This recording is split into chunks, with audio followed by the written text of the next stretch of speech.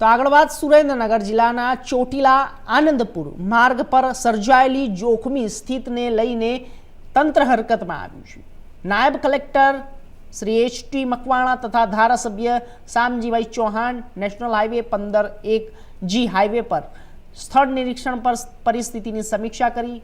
ચોબારી, ધરમપુર, પંચવાડા સહિત કુલ 5 જેટલા સ્થળોએ રોડ ધોવાણ પડેલા ખાડાઓ અને જોખમી બનેલા માર્ગોની તપાસ કરવામાં આવી। વાહન ચાલકોની સુરક્ષાને પ્રાથમિકતા આપતા નેશનલ હાઈવે ઓથોરિટીના અધિકારીઓને તાત્કાલિક સમારકામ હાથ ધરવામાં આવ્યું। સૂચનાના આધારે જ્યારે જોખમી વિસ્તારોનું બેરિકોડિંગ, ચેતવણી બોર્ડ અને અન્ય સુરક્ષાત્મક પગલાં તાત્કાલિક અમલમાં મૂકવા માટે પણ સૂચનાઓ આપવામાં આવી છે। સ્થળ મુલાકાત દરમિયાન રાજપથ ઓથોરિટી તથા સ્થાનિક તંત્રના અધિકારીઓ પણ હાજર રહ્યા હતા।